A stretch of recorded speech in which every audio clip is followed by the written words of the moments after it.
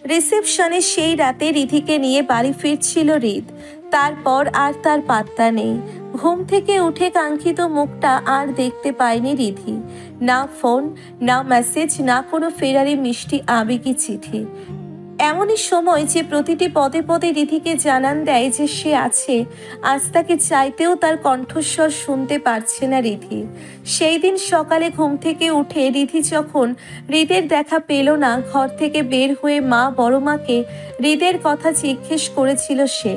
তারা শুধু এটাই জানালো যে হৃদ খুব ভোরে বাড়ি ছেড়েছে। কোথায় যাচ্ছে জিজ্ঞেস করলে শুধু বলেছে সে আসছে একটু পর।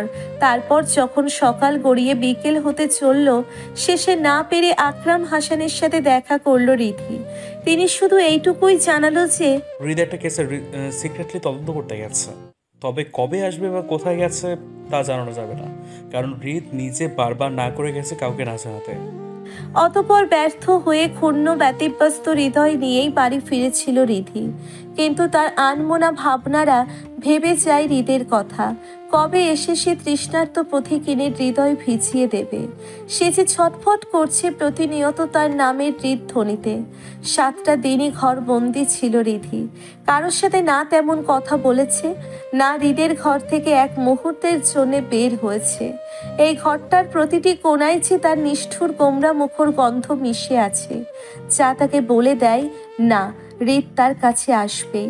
অবশ্যই ফিরবে সে তার পথ চেয়ে বসে থাকা সেই প্রিয়সীর কাছে।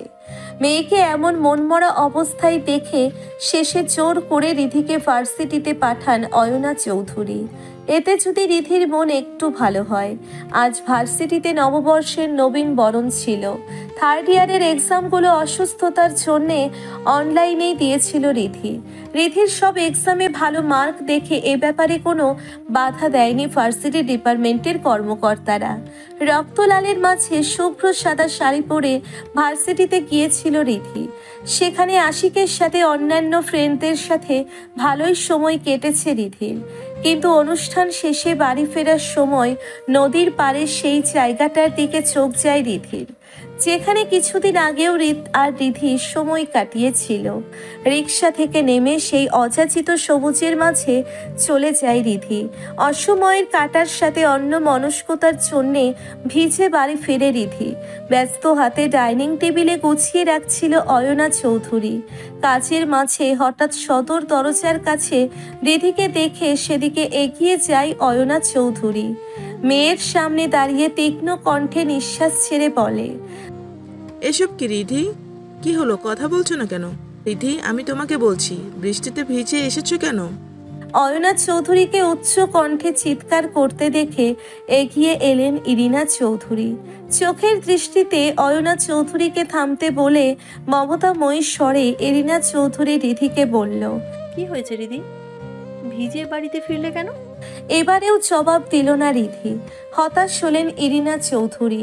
অয়না চৌধুরী রাগে গজগজ করতে করতে চলে গেলেন। নিজের আঁচল টেনে রিধি মাথা মুছিয়ে দিতে দিতে ইরিনা চৌধুরী বলল, এরকম করলে কি হয় নাকি মা? তুই তো আমার বুঝদার মেয়ে, তাই না? অন্যমনস্ক রিধি শান্ত কণ্ঠে নজর মেঝের দিকে রেখে বলল, ভালো লাগছে না বড় মা, পরে কথা বলবো, এখন ঘরে যাব।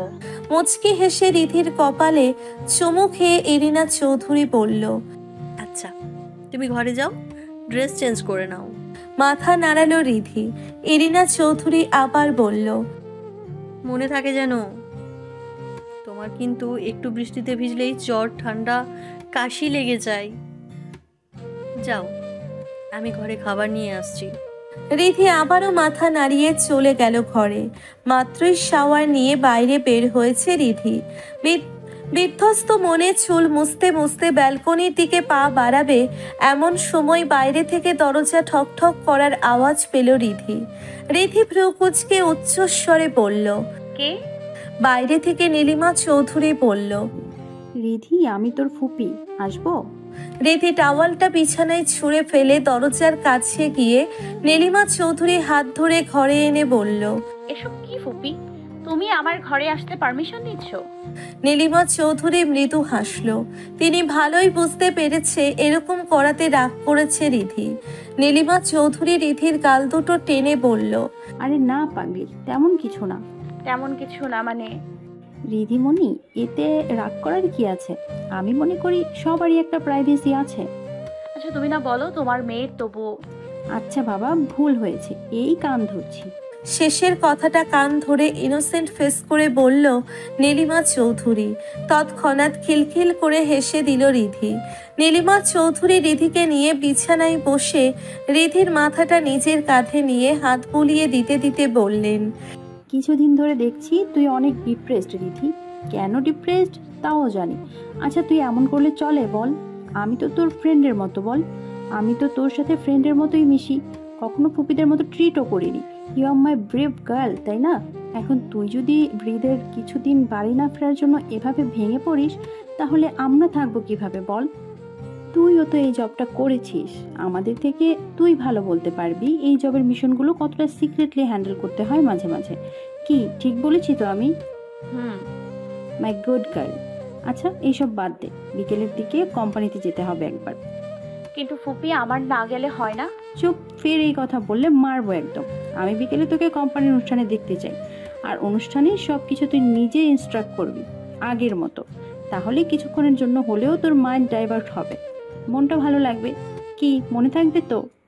রিধি অসহায়ের মতো মুখ করে বলল, আচ্ছা আমি এখন আসছি, তাহলে বিকেলে দেখা হচ্ছে, বাই। ঠাস ঠাস পরপর 3টে থাপ্পড়ের শব্দেই কেঁপে উঠল পুরো নীলিমা ফ্যাশন হাউসের হলরুম।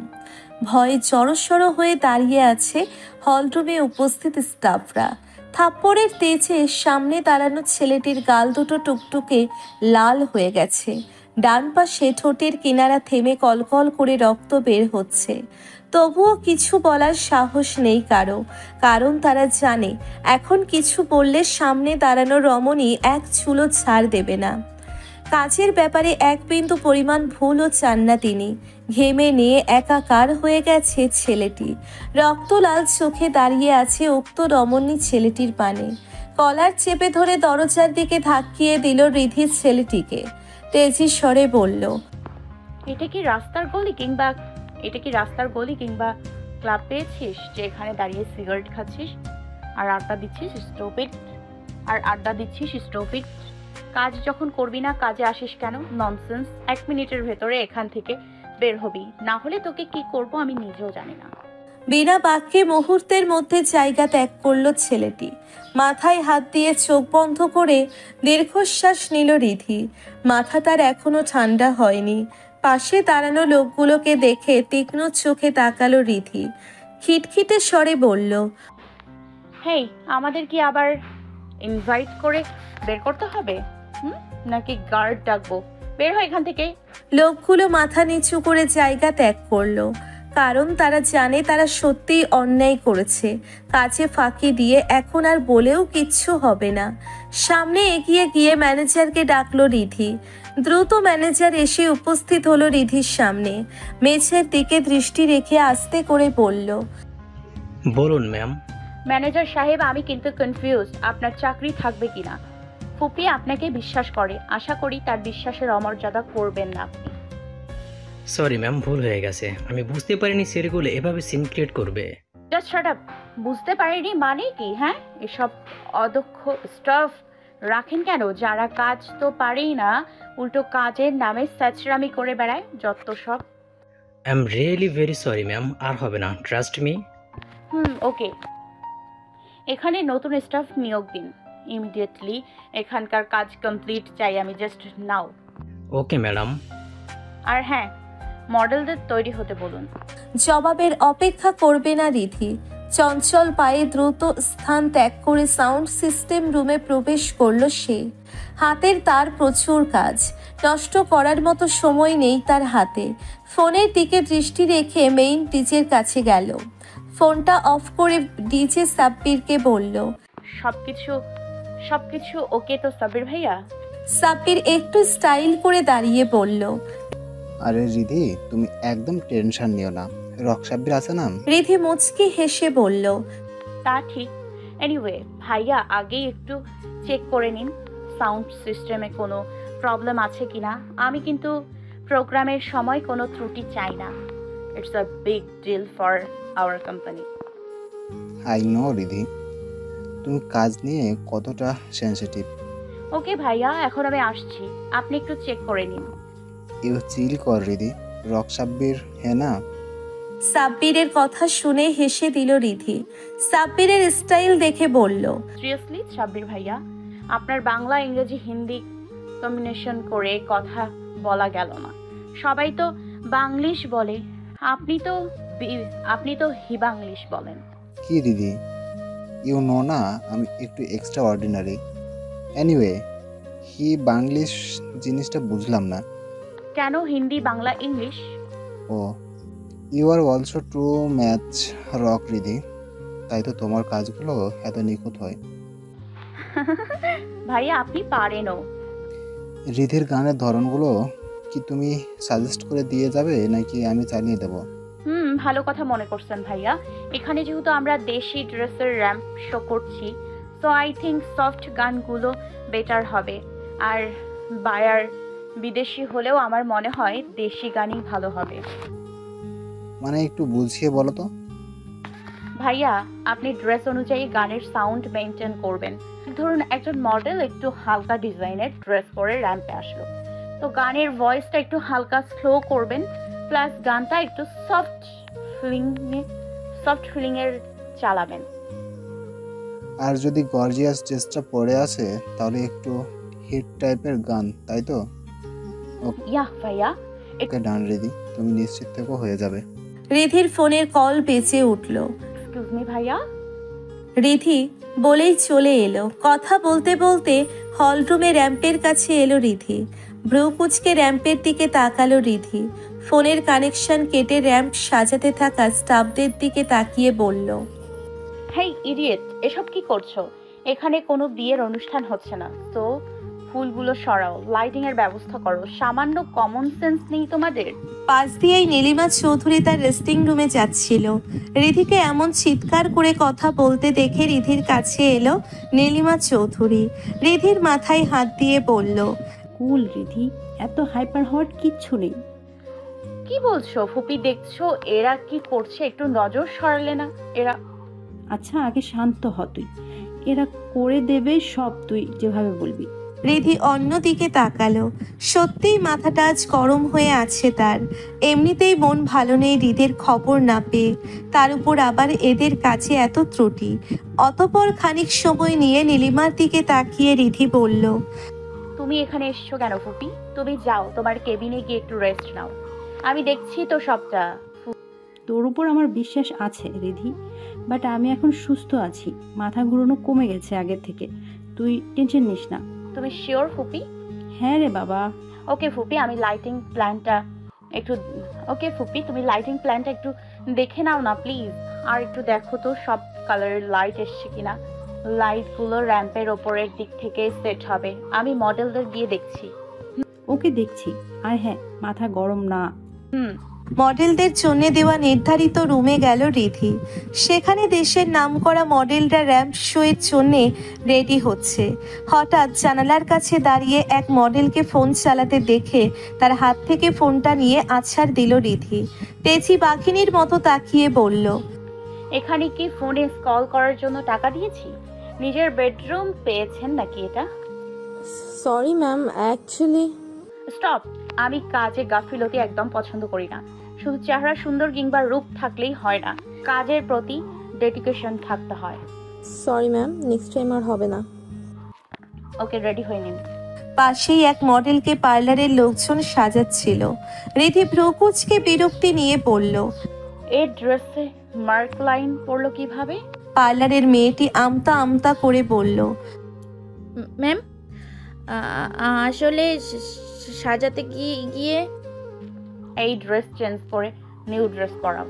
তখনই ম্যানেজার এসে ভীত স্বরে বলল, ম্যাম, ব্র্যান্ড অ্যাম্বাসেডর সীমন্তনী আসেনি এখনো। কি?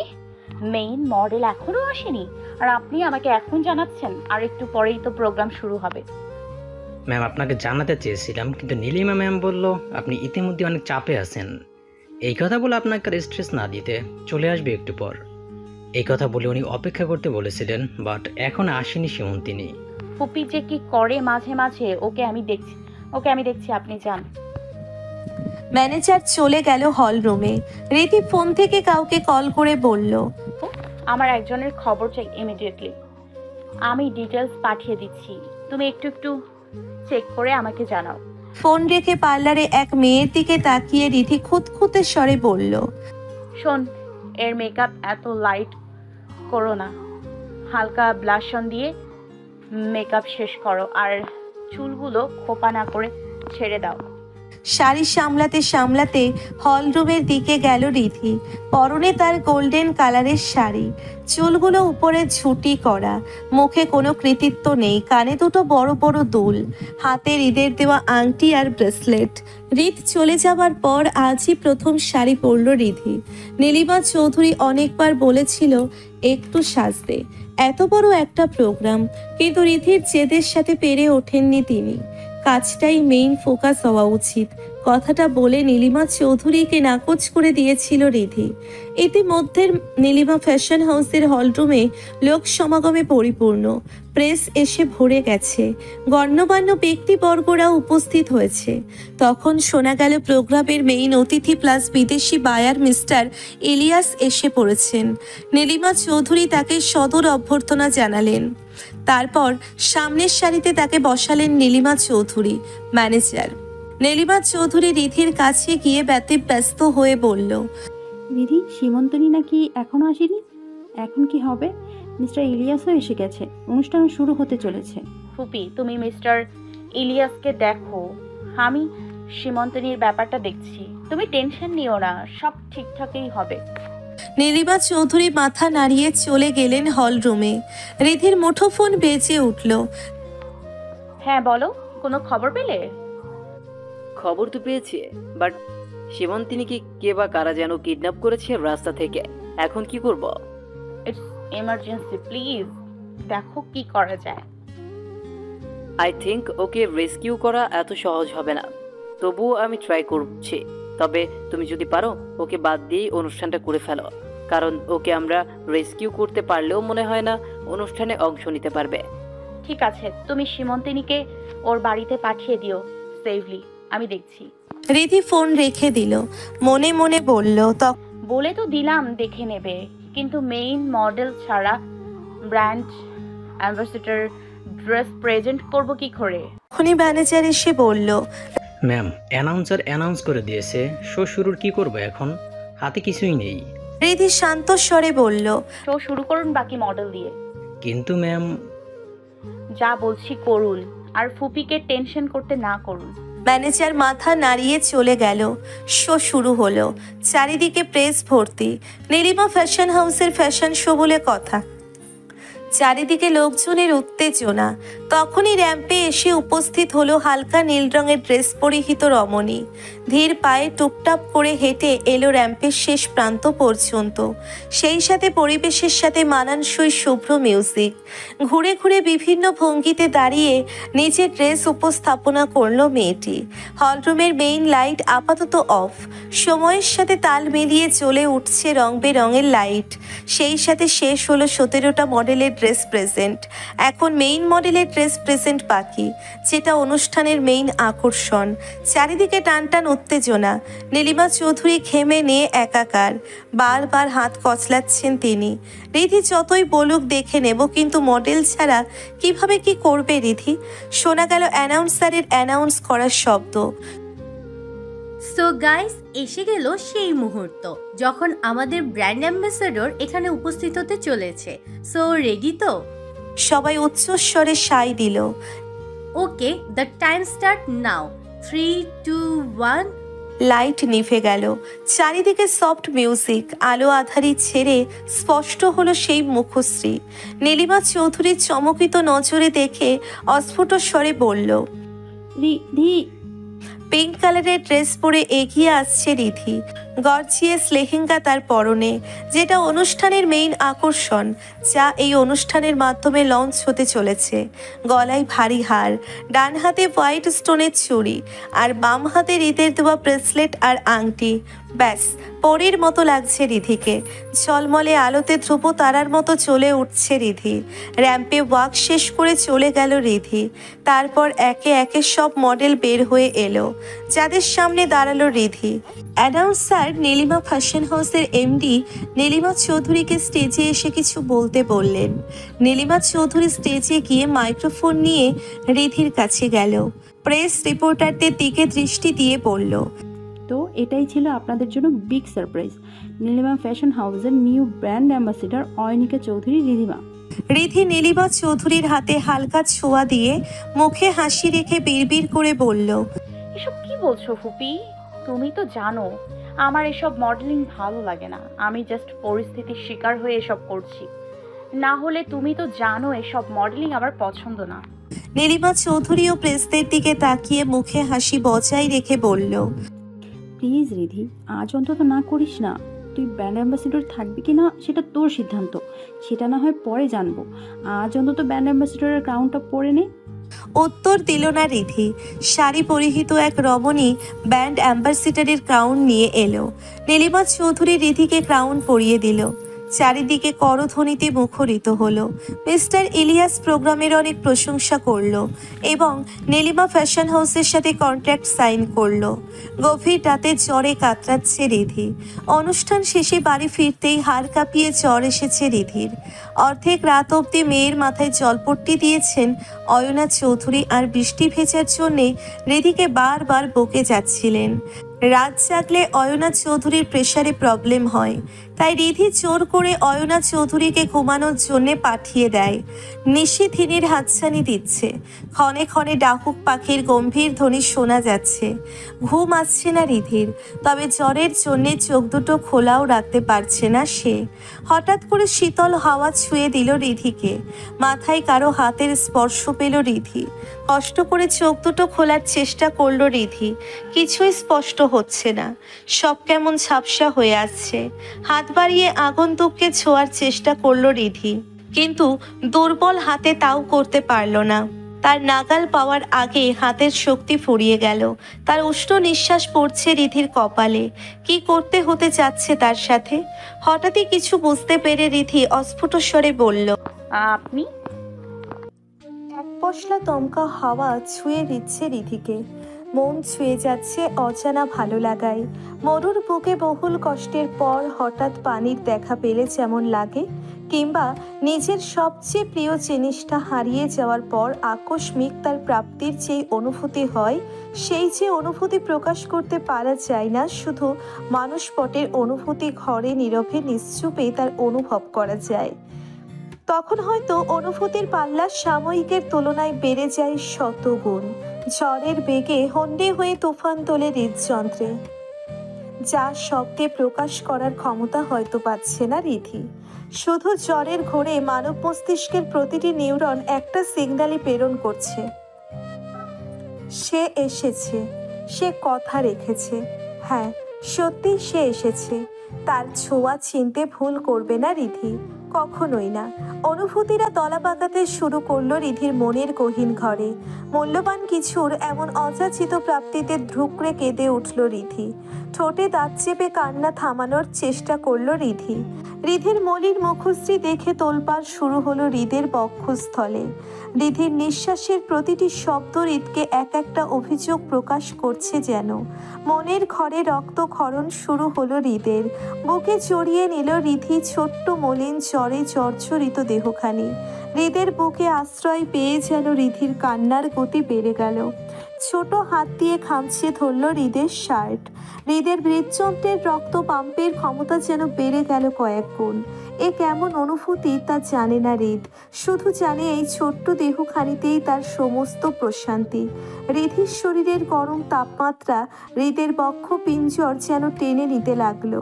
উত্তাপ ছড়িয়ে পড়ল হৃদের প্রতি কোষ থেকে কোষান্তরে, যা হৃদের শরীরের তাপমাত্রাও বাড়িয়ে দিল ক্ষণিকের মধ্যে। ঘাম বের হতে লাগলো থাকলো হৃদের কপাল বেয়ে।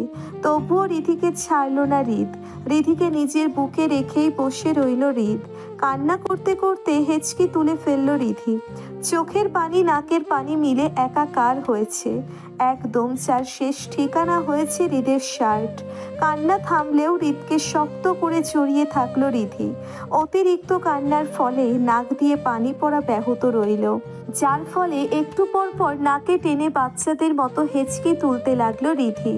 চোখ মুখ লাল হয়ে গরম হয়ে গেছে, তবুও চোখের বর্ষণ আবারও ঝরতে লাগলো নীরবে।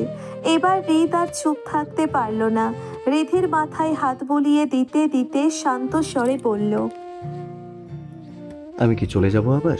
এমন করলে চলে যাব কিন্তু। হৃদকে আরো শক্ত করে জড়িয়ে ধরল রিধি।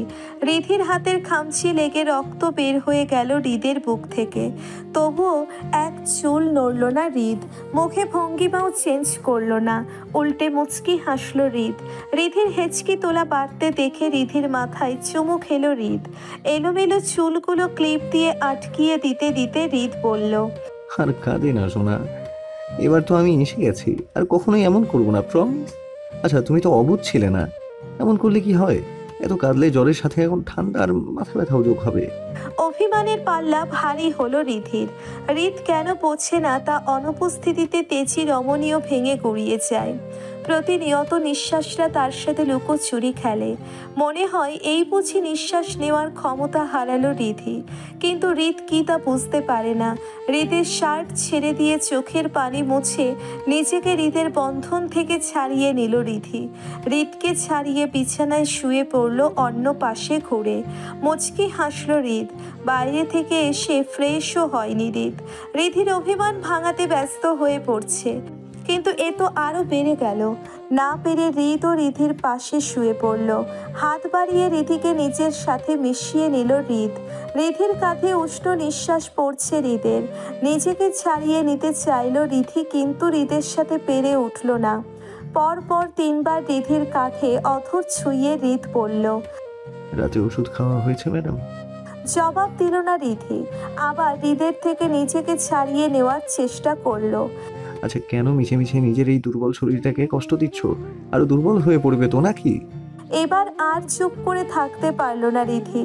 ভাঙা গলায় আস্তে আস্তে বলল, আমি কষ্ট পেলে আপনার কি? আমি দুর্বল হলে আপনার কি? কেন এসেছেন? তুমি আমার একটা মাত্র বউ, আমারই তো সব নাকি? তোমার কাছে আসতে আমার কোনো কারণ লাগে না। আমার যখন ইচ্ছে মন বাড়িয়ে ছুঁয়ে দেবো তোমাকে, যখন ইচ্ছে হাত বাড়িয়ে আগলে নেবো বুকে। কে বাধা দেবে শুনি? রিধি অভিমানী গলায় কান্না আটকে বলল, আর যখন ইচ্ছা পুড়িয়েও দেবেন। মুচকি হাসল হৃদ। রিধিকে জোর করে নিজের দিকে ঘোরালো। বিশ্ব জগতের কাছে যে তেজময়ী কখনো কোনো বিপদকেও ভয় পায় না, সেই তেজস্বী তার সাথে কেমন অভিমান এঁটে বসে আছে। কেমন করে ক্ষণে ক্ষণে জ্বরে মাঝেও রাগ দেখাচ্ছে। নিজের অভিযোগ জাহির করছে সন্তর্পণে। অভিমানগুলো পুষে রেখে কেমন নিজেকে সরিয়ে নিতে চাচ্ছে তার থেকে। রিধিকে নিজের দিকে ঘুরিয়ে কপালে অধর ছোঁয়ালো হৃদ। আবেশে চোখ বন্ধ করে ফেলল রিধি। মলিন মুখটাও তার আবেশে নিজেকে কেমন গুটিয়ে ফেলছে লজ্জার আভায়। চোখ বন্ধ করে আছে রিধি, তবুও সে অনুভব করতে পারছে হৃদ তাকেই অপলক দৃষ্টিতে দেখে যাচ্ছে। এবার নিজে থেকেই হৃদের বুকে মুখ লুকানোর চেষ্টা করল রিধি। রিধির কানে অধর ছোঁয়ালো। রিধি আবারও হৃদের শার্ট শক্ত করে খামচে ধরল। এখন আর কান্না করছে না রিধি। হেঁচকি তোলাও বন্ধ হয়ে গেছে, তবে জ্বরের তাপ কমার নাম নেই। রিধির কানের কাছে মুখ নিয়ে ফিসফিসিয়ে পড়ল, প্রয়োজনে আমি প্রতিদিন পুরাবো তোমাকে। সেই অধিকারও শুধু আর শুধু আমার, আর কারণেই সেই অধিকার। এমনকি তোমার নিজেরও না মহারানী। মহারাজ তোমার উপর খুব অসন্তুষ্ট হয়েছেন। তুমি বৃষ্টিতে ভিজে নিজেকে কষ্ট দিয়েছ, সেই শাস্তি তোমাকে পেতে হবে। জ্বরে পুড়ে যাচ্ছে তোমার ছোট্ট দেহখানি, সেই সাথে চলে যাচ্ছে আমার সর্বাঙ্গ। হৃদের কথার জবাব দিল না রিধি। নিজের অভিযোগ পেশ করে বলল, আপনি কেন আমাকে না বলে চলে গেলেন? কেন আমাকে ফোন করে জানালেন না? কেন একটা মেসেজ পাঠালেন না? সেদিন না হয় আপনি আমার ঘুম ভাঙাতে চাননি বলে ডাকেননি, তবে কেন আমার ঘুমন্ত মুখশ্রীর দিকে তাকিয়ে একটা অযাচিত অগোছালো চিঠি লিখে গেলেন না? আপনি জানেনই 7টা দিন আমার কিভাবে কাটছে। প্রতিদিন আমি অপেক্ষায় থেকেছি, দরজার দিকে তাকিয়ে থেকেছি। ভেবেছি এই বুঝি আপনি আসবেন। সকাল বিকাল ছাদে গিয়ে গেটের দিকে নেশার চোখে তাকিয়ে থেকেছি। ভেবেছি এই বুঝি আপনি আসবেন, এই বুঝি আমাকে জড়িয়ে ধরবেন, কিন্তু আপনি আসেননি। আমি কিন্তু এতটাও অবুঝ না। আমি খুব ভালো করেই জানি আপনি চাইলেই আমার সাথে যোগাযোগ করতে পারতেন, কিন্তু আপনি ইচ্ছে করে আমার সাথে যোগাযোগ করেননি। তার বেলায় কি শাস্তি দেব আপনাকে? রিধির হাতের ভাঁজে হাত রাখল হৃদ।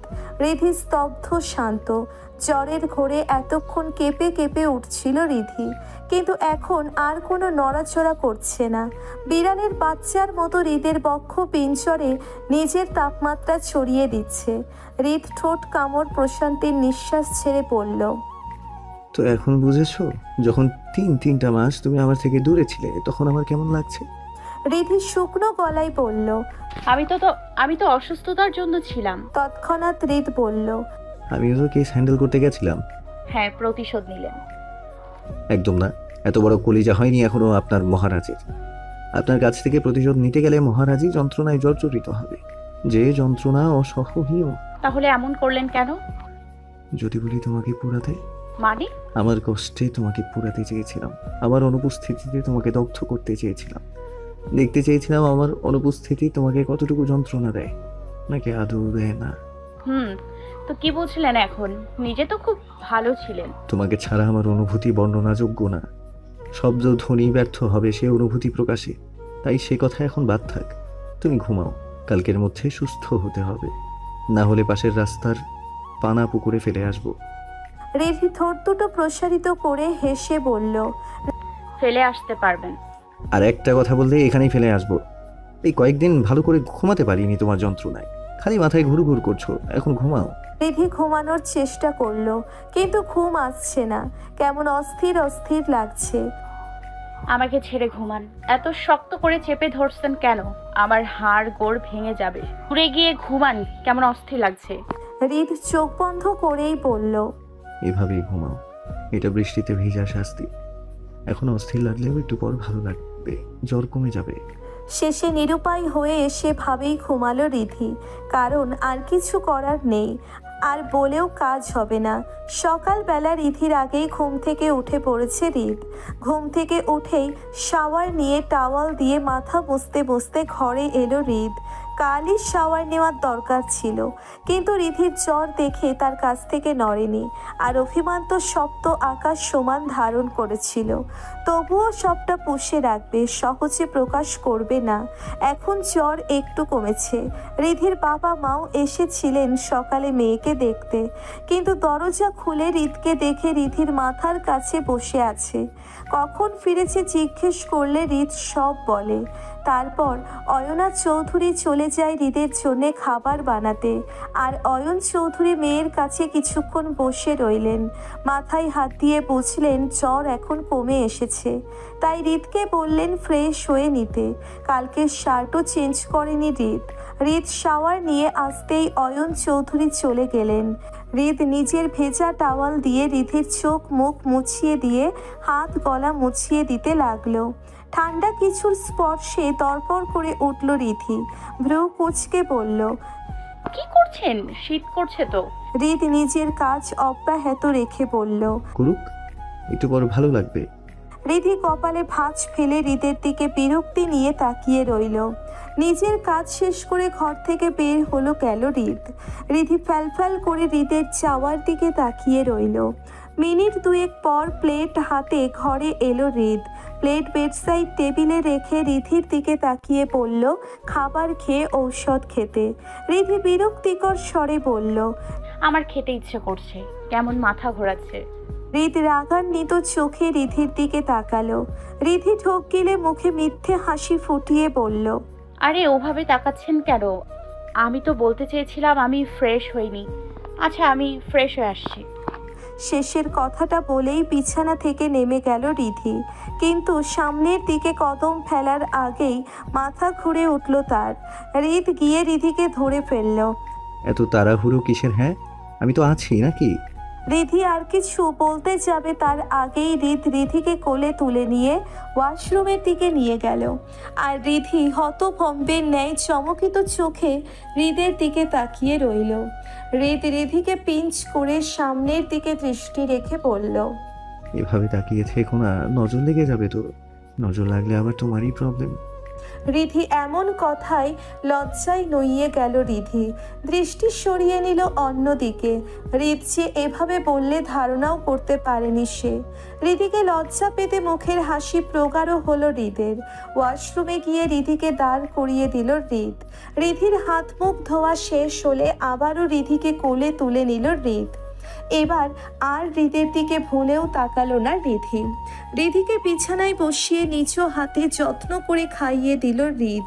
হৃদের লাল লাল চোখের দিকে তাকিয়ে না বলার সাহস করে উঠতে পারেনি রিধি।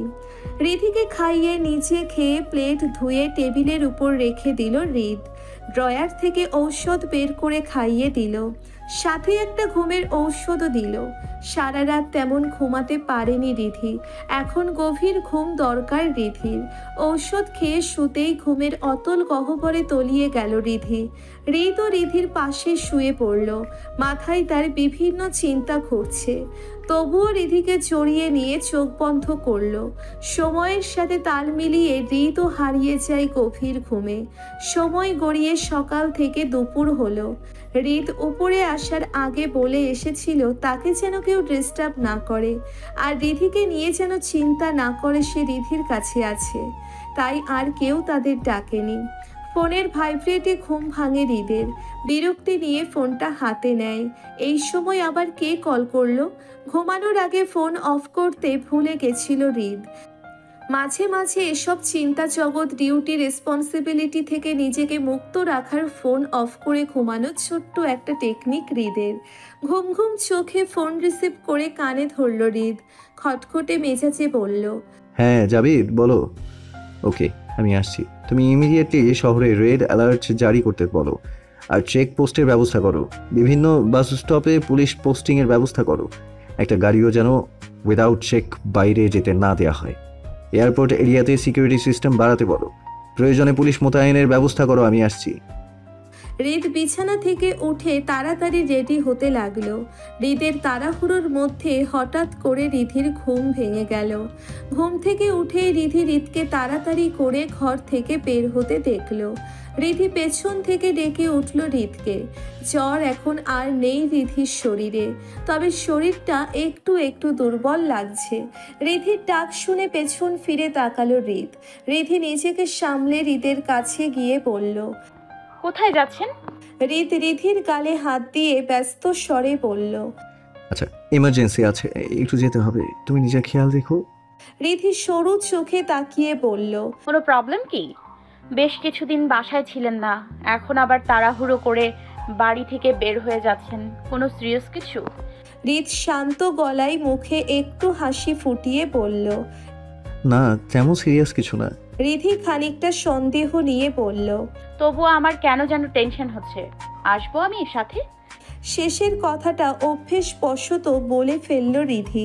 তবে যখন বুঝতে পারল কি বলেছে, হৃদের থেকে দৃষ্টি সরিয়ে শক্ত কণ্ঠে বলল, সাবধানে যাবেন আর নিজের খেয়াল রাখবেন। হৃদ বোধহয় একটু হতাশ হলো, তবুও সেদিকে পাত্তা দিল না রিধি।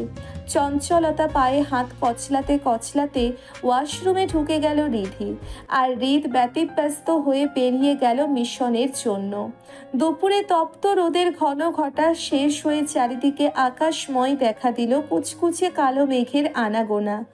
আশপাশের পরিবেশ হঠাৎ করেই কেমন অন্ধকারে ছেয়ে গেল।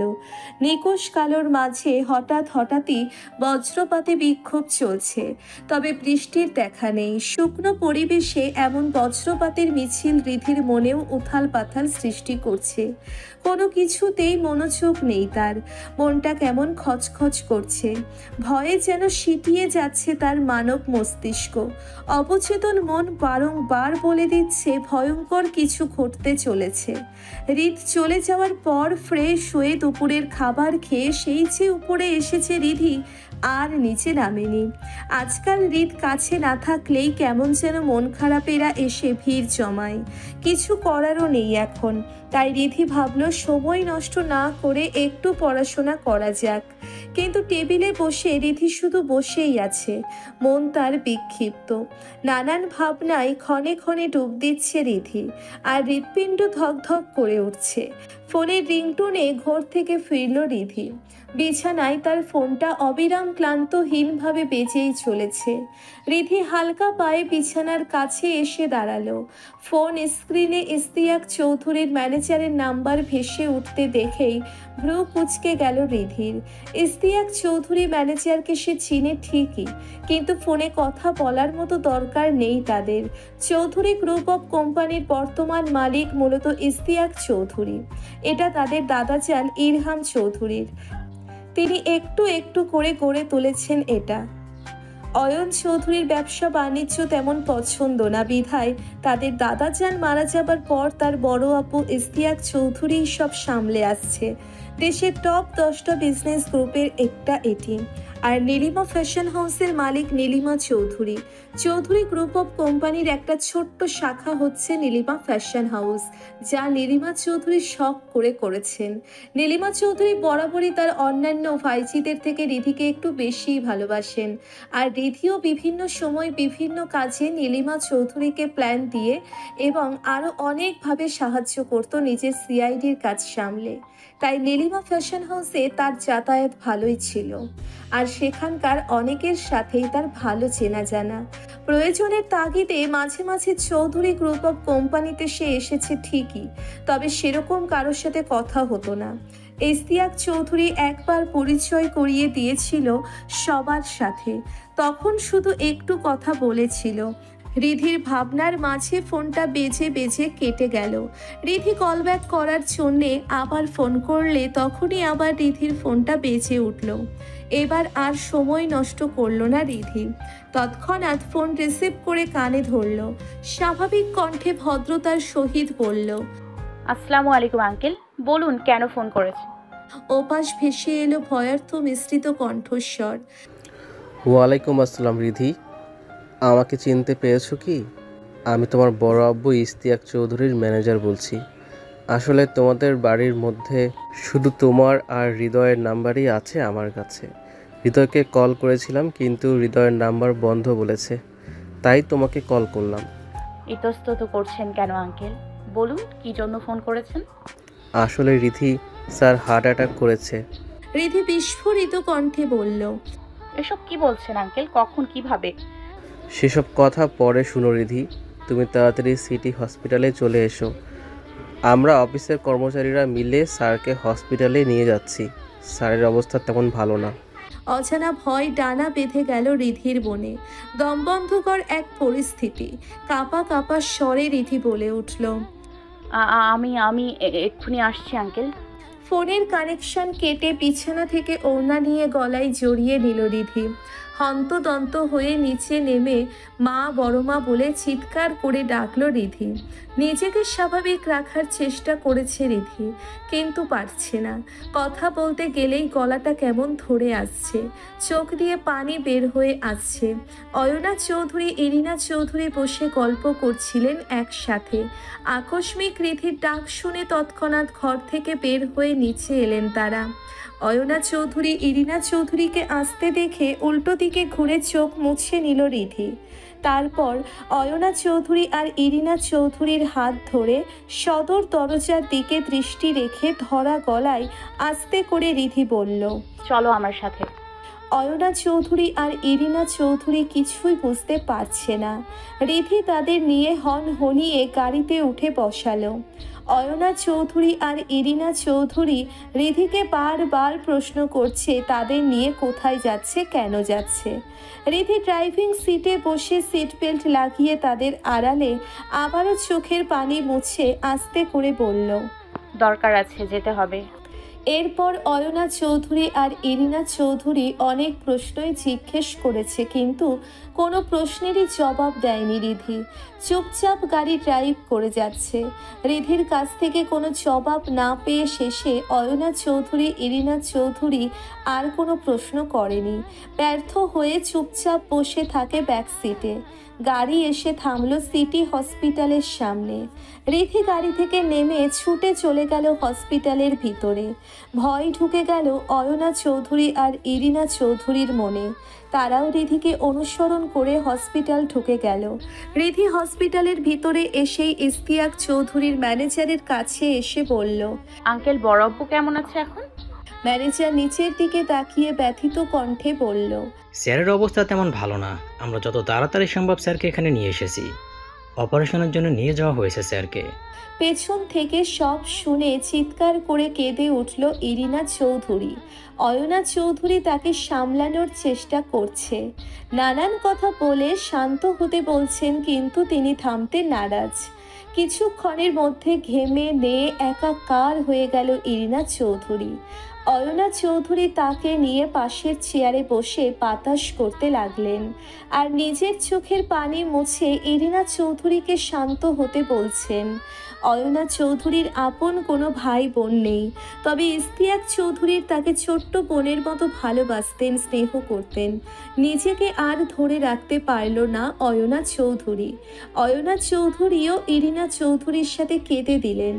রিধি নিজের চোখের পানি মুছে মাকে শান্ত হতে বলছে আর বড় মাকে সামলাতে বলছে। রিধির কাছ থেকে সব শুনে যত তাড়াতাড়ি সম্ভব নিশাদকে নিয়ে হসপিটালে এসেছে রিশা। মাকে পাগলের মতো কান্না করতে দেখে রিশার কান্নার গতিও বেড়ে গেল। ভয় ঢুকে গেল মনে।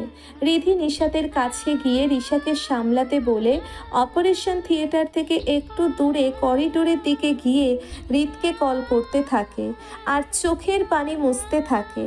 রিত কল ধরছে না, ফোন বারবার রিং হয়ে কেটে যাচ্ছে। তবুও রিধি বারবার কল করতেই লাগলো। বহুবার চেষ্টার পর ফোন রিসিভ হতেই ওপাশ থেকে শোনা গেল, কি হয়েছে দিদি, বারবার কল করছো কেন? আমি একটু অপারেশনে আছি। রিধির কান্নার গতি যেন বেড়ে গেল। শুকনো ঢোক গিলে রিধি বলল, বড় আব্বুর অবস্থা ভালো না, আপনি যত তাড়াতাড়ি সম্ভব সিটি হসপিটাল চলে আসুন ইমিডিয়েটলি। রিত ছোট্ট করে আসছি বলে ফোন কেটে দিল। হসপিটাল আসতে আসতে 10টা বেজে গেল। হৃদের রিসেপশনে গিয়ে খোঁজ নিয়ে নির্ধারিত কেবিনের সামনে এলো হৃদ। না, কেউ তো নেই, সব কিছু কেমন শান্ত নিরিবিলি। ইস্তিয়াক চৌধুরীর কেবিনের সামনে এসে বাড়ির কাউকে না দেখে হৃদের মনের ভিতর ধক করে উঠল। পেছন থেকে কারো শীতল হাতের স্পর্শে কেঁপে উঠল হৃদ। পেছনে তাকিয়ে দেখল রিধি দাঁড়িয়ে আছে। অতিরিক্ত কাদার ফলে চোখ দুটো লাল হয়ে গেছে রিধির, নাকটাতেও লালচে আভা রয়ে গেছে। সময় নষ্ট না করে হৃদ ব্যস্ত স্বরে বলল, রিধি, আব্বু কেমন আছে? ভালো আছে তো আব্বু? অপারেশন শেষ হয়েছে একটু আগে। ডক্টর বলেছে সকালের মধ্যে জ্ঞান না ফিরলে বড় আব্বু কোমায় চলে যেতে পারে। অপ্রত্যাশিত কিছু শুনে দুপা পিছিয়ে গেল হৃদের। হৃদকে ধরে সামলে নিল রিধি। করিডোরে এক চেয়ারে নিয়ে বসালো হৃদকে। ক্লান্তিতে শরীর ভঙ্গুর হয়ে আসছে হৃদের। শুভ্র সাদা রঙের শার্টটা ভিজে চবথবো হয়ে গেছে একদম। গরমের শরীরটা কেমন যেন গুলিয়ে উঠল। রিধি হয়তো বুঝতে পারল। পাশের বেসিন থেকে হৃদকে পানি এনে দিল। হৃদ একটু পানি খেয়ে মুখে মাথায় ছিটিয়ে নিল। হৃদের মাথাটা নিজের কাঁধে নিয়ে হৃদের মাথায় হাত বুলিয়ে দিল রিধি। শান্ত হলো হৃদ, মাথার চাপটাও যেন কমে এলো। মা কেমন আছে আর সবাই কোথায়? বড় মার অবস্থা খারাপ হয়ে গেছিল, তাই আমি অপারেশন শেষ হওয়ার পর সবার সাথে বড় মাকে বাড়িতে পাঠিয়ে দিয়েছি। বলেছি সকালে আসতে। শুধু ফুপি আছে এখানে আমার সাথে, ওই দিকের কেবিনে শুয়ে আছে ফুপি। হৃদ ছোট্ট করে উত্তর দিল। ও। রিধি হৃদের মাথায় হাত বুলিয়ে দিতে দিতে বলল, চিন্তা করেন না, বড় আব্বু ঠিক হয়ে যাবে। আপনি বাসায় গিয়ে রেস্ট নিন, আমি আছি এখানে। না, বাড়ি যাব না। ক্লান্ত তো আপনি, থাক। তাহলে এভাবে ঘুমান, আমি মাথায় হাত বুলিয়ে দিচ্ছি। আর তুমি? আমার ঘুম আসছে না, সারাদিন তো অনেক ঘুমিয়েছি। এখন কথা না বাড়িয়ে ঘুমানোর চেষ্টা করুন। কিছুক্ষণের মধ্যেই ঘুমের তলদেশে হারিয়ে গেল হৃদ। বোঝাই যাচ্ছে অনেক প্রেশারের মধ্যে আছে। তবে কি নিয়ে হৃদ এত চিন্তায় আছে তাও যথেষ্ট ভাবাচ্ছে রিধিকে। হয়তো কোনো সিরিয়াস কেস। এই পর্যন্ত ভেবেই নিজের ভাবনার সমাপ্তি ঘটালো রিধি। হৃদের মাথার গোছানো চুলগুলো এলোমেলো হয়ে আছে আজ। নিজ হাতে যত্ন করে চুলগুলো গুছিয়ে দিল রিধি। তারপর হৃদের মাথায় চুমু খেয়ে বিড়বিড় করে বলল, মাথায় এত চাপ নেন কেন আপনি? হ্যাঁ, বোঝেন আপনার কষ্ট হয়, আর আপনার কষ্ট হলে আমার বুকে ব্যথা হয়। দুনিয়া উদ্ধার করতে গিয়ে নিজের ক্ষতি করেন আর আমাকে চিন্তার মধ্যে ফেলে রাখেন। এটা কিন্তু একদমই ঠিক হচ্ছে না মহারাজ। আপনি এত চাপ নিতে পারলেও আপনার রানী আপনার এত চাপ নিতে পারে না। কবে আপনি নিজের একটু যত্ন নেবেন?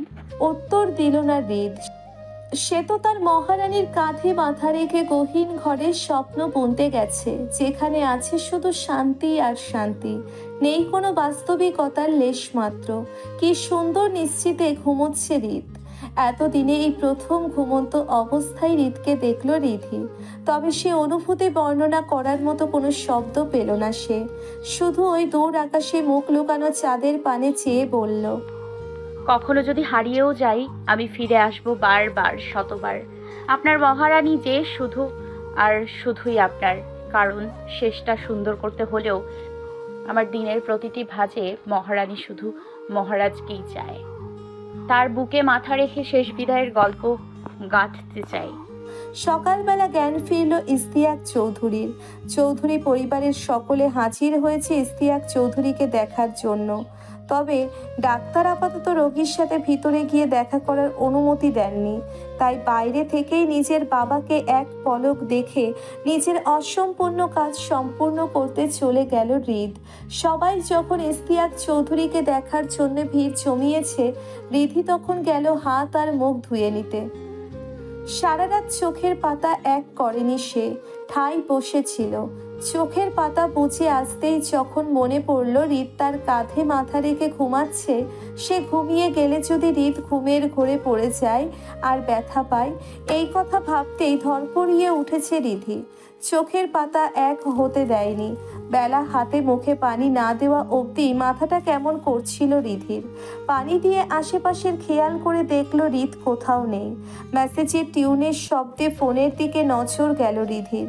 হৃদের মেসেজ। রিধি তৎক্ষণাৎ মেসেজ ওপেন করে দেখল। আমাকে নিয়ে চিন্তা করো না মহারানী, তোমার মহারাজ এতটুকুতেই দুর্বল হয়ে পড়ে না।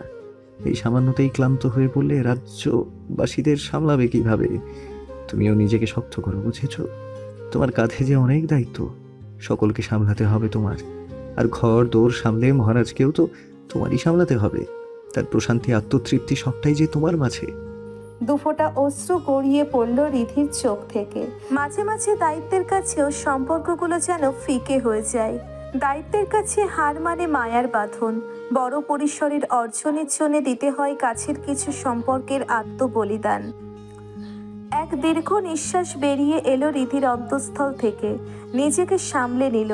এরকম পরিস্থিতির শিকার সে প্রথম হলো না।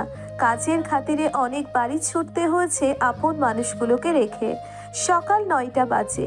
ইস্তিয়াক চৌধুরীর জ্ঞান এখন পুরোপুরি ফিরেছে। তবে ডাক্তার কিছু টেস্ট করার জন্য নিয়ে গেছেন ইস্তিয়াক চৌধুরীকে। বলেছেন টেস্ট করেই লাস্ট রিপোর্ট জানাবেন। টেস্ট ল্যাবের সামনে অপেক্ষা করছে রিধি। ইরিনা চৌধুরী, অয়না চৌধুরীও আছে তার সাথে। তবে অয়ন চৌধুরী ল্যাবের ভিতরে আছেন। কিছুক্ষণ পর ডাক্তার বেরিয়ে এলো। পিছনে পিছনে বেরিয়ে এলো অয়ন চৌধুরী।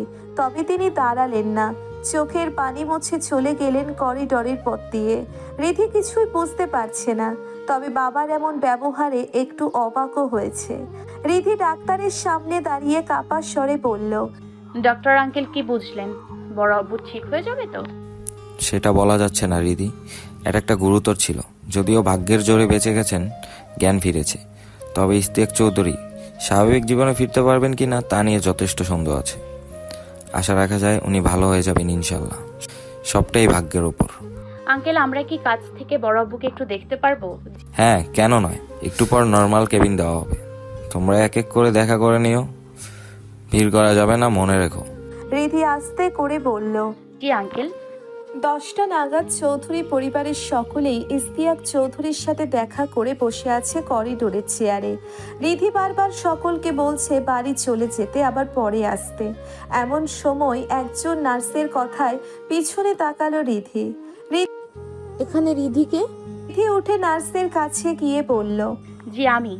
আপনাকে পেশেন্ট ডাকছে, ভেতরে যেতে বলছে, আপনি একটু দেখা করে আসুন। ঠিক আছে, আমি যাচ্ছি। পা বাড়িয়ে কেবিনে প্রবেশ করলো রিধি। রিধি কেবিনে যেতেই ইস্তিয়াক চৌধুরী আস্তে করে বললেন, রিধি এসেছো? রিধি ইস্তিয়াক চৌধুরীর কাছে গিয়ে বসলো। ইস্তিয়াক চৌধুরীর হাত ধরে বলল, এসেছি বড়াব্বু। কিছু কি লাগবে তোমার? কিছু দরকার বলো। ইস্তিয়াক চৌধুরী চুপ করে রইলেন। রিধি আবারও আগ্রহের সহিত বলল, তোমার কি দরকার বলো বড়াব্বু, আমি তোমায় এনে দিচ্ছি। ইস্তিয়াক চৌধুরী রিধির দিকে তাকিয়ে বলল, কিছু এনে দিতে হবে না রিধি, তোমাকে একটা দায়িত্ব দেব, অবশ্যই সেটা পালন করতে হবে, না বলা চলবে না। হ্যাঁ করে দেব, তুমি বলো না প্লিজ। আজ দুপুর 12টায় আমাদের চৌধুরী গ্রুপ অফ কোম্পানির একটা বিজনেস ডিল ফাইনাল হওয়ার কথা, 50 কোটি টাকার ডিল। এই ডিলটা ফাইনাল না হলে আমাদের কোম্পানি অনেক বড় একটা লসের শিকার হবে। তুমি তো জানো এটা তোমার দাদাজানের তিল তিল করে গড়া। আমি চাই না আমার অসুস্থতা বা আমার গাফিলতির জন্য আমাদের কোম্পানির কোনো ক্ষতি হোক। যা হওয়ার তা তো হবেই। তুমি তো ভালো করেই জানো দায়িত্ব কখনো পরিস্থিতি মানে না, মানিয়ে নিতে হয় সেভাবেই। তাছাড়া আমি এখন আগের থেকে বেটার আছি, তাই আমি চাই তুমি আমার হয়ে ডিলটা ফাইনাল করে এসো। কিন্তু আমি কিভাবে বড়াব্বু? আমি তো কখনো কন্ট্রাক্ট সাইন করাইনি। ফুপি গেলে হতো না? নীলিমাকে তো নীলিমা ফ্যাশন হাউসে থাকতেই হবে। তুমি পারবে রিধি, আমার বিশ্বাস আছে তোমার উপর। কিন্তু বড়াব্বু। কোনো কিন্তু না রিধি। বড়াব্বু ওনাকে বলে দেখলে হতো না? এত বড় একটা ডিল, আমার ভয় হচ্ছে যদি কোনো ভুল হয়ে যায়। রিদ কেস নিয়ে অলরেডি অনেক স্ট্রেসে আছে রিধি, আমি চাই না রিদকে এত চাপ দিতে। আমি বলছি তুমি পারবে। তাছাড়া আমি আমার ম্যানেজারকে বলে দেব, তিনি তোমাকে গাইড করে দেবে, আর আমার পিএ তোমাকে কিছু পেপার দেবে, তুমি শুধু সেগুলো চেক করে চোখ বুলিয়ে নিও। কিন্তু বড়াব্বু তোমার এই অবস্থায় আমি। আর কোনো কথা না রিধি, তুমি চৌধুরী পরিবারের মেয়ে, এত সহজে ভেঙে পড়লে চলবে না। বি কনফিডেন্ট, তুমি পারবে। সময় নেই রিধি, তুমি বেরিয়ে পড়ো। নিজের পরিচিত সেই office hall room, cabin, desk, conference room সবই আজ কেমন অপরিচিত লাগছে রিধির কাছে। ফর্মাল গেটআপে অফিসে এসেছে রিধি, নতুন রূপে নতুন সাজে নিজেকে সাজিয়েছে রিধি। তাকে যে করেই হোক তার বড় আব্বুর বিশ্বাস রাখতেই হবে। প্রয়োজনীয় ফাইল নিয়ে কনফারেন্স রুমের দিকে যাচ্ছে রিধি। তার পেছনেই আসছে ইস্তিয়াক চৌধুরীর ম্যানেজার, যিনি প্রয়োজনে তাকে গাইড করে দেবে। কনফারেন্স রুমের দিকে যেতে যেতে রিধির নজর পড়ল ইস্তিয়াক চৌধুরীর চেয়ারের দিকে, যেখানে বসে কিছুদিন আগেও ইস্তিয়াক চৌধুরী অ্যাসেম্বলি করেছে, ডিল ফাইনাল করেছে, কোম্পানির হয়ে বিভিন্ন ডিসিশন নিয়েছে। রিধি প্রায়ই দেখতো ইস্তিয়াক চৌধুরীকে, কি সুন্দর এতগুলো মানুষের মাঝে ভাষণ দিত, প্রজেক্ট প্রেজেন্ট করত। অশ্রুটা ভিড় করলো রিধির চোখে। ডান হাতের উল্টো পিঠে তা মুছে কনফারেন্স রুমে প্রবেশ করলো রিধি। রিধি কনফারেন্সের রুমে যেতেই সকলে দাঁড়িয়ে পড়ল। রিধি সকলকে বসতে বলে নিজে ইস্তিয়াক চৌধুরীর চেয়ারে বসে পড়ল। মাইক্রোফোন ঠিক করে কনফারেন্স শুরু করে বলল, আমি অয়নিকা চৌধুরী, রিধিমা চৌধুরী পরিবারের মেয়ে। আমি ইস্তিয়াক চৌধুরীর অনুপস্থিতিতে আজকে প্রজেক্টগুলো প্রেজেন্ট করব। আমি এই প্রথম কোনো কনফারেন্সে এতগুলো মানুষের সামনে প্রোডাক্ট প্রেজেন্ট করব। আপনারা সকলেই অনেক বেশি এক্সপেরিয়েন্স, অভিজ্ঞতা সম্পন্ন ব্যক্তিবর্গ। সো আই হোপ আপনারা আমার সাথে কোঅপারেশন করবে। তারপর ল্যাপটপ থেকে মাল্টিমিডিয়া সেট আপ করে এক এক করে প্রোডাক্ট প্রেজেন্ট করতে লাগলো রিধি। প্রত্যেকটা প্রোডাক্টের ডেসক্রিপশন সহ প্রেজেন্ট করে নিজের চেয়ারে বসলো রিধি। এখন বায়ারদের ডিসিশন শোনার পালা। রিধি চোখ মুছে মনে মনে দোয়া করতে লাগলো যেন ডিলটা ফাইনাল হয়ে যায়। টেনশনে ঘাম বের হওয়ার অবস্থা রিধির। পেরিয়ে গেল 15 মিনিট, তবুও বায়াররা কোনো ডিসিশন নিল না। যত সময় যাচ্ছে রিধির টেনশন যেন তত বেড়ে চলেছে। দীর্ঘ নীরবতার পর বায়াররা একজন মুখ খুললেন। রিধির হৃৎপিণ্ডের ধুকপুকানি বাড়তে শুরু করলো। হাত পায়ের শক্তি কমে কেমন অসাড় হয়ে যেতে লাগলো রিধির। মনের উপর কোনো নিয়ন্ত্রণ নেই তার আপাতত। না জানি কি শুনতে চলেছে। হাত পা নিঃসার হয়ে গেল। সে তো তার প্রচেষ্টার কোনো খামতি রাখেনি। শেষে তীরে এসে তরি ডুববে না তো? এ যেন অদ্ভুত এক ফিলিং। হার জিতের মধ্যে নিবদ্ধ হয়ে গেছে সবটা। সর্বাঙ্গ বলছে তুই পারবি রিধি, তুই পারবি।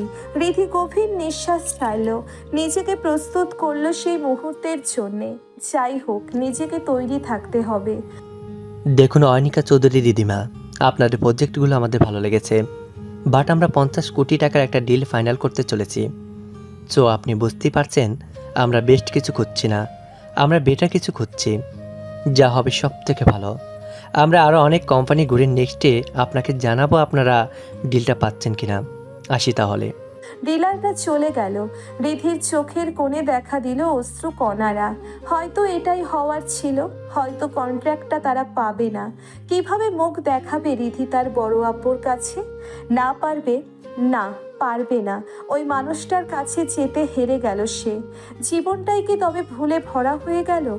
যেটাকেই নিজের সাথে যুক্ত করতে চায় সেটাই যেন রিধিকে ছোবল মারতে আসে। না, আর ভাবতে পারল না। উঠে দাঁড়ালো রিধি।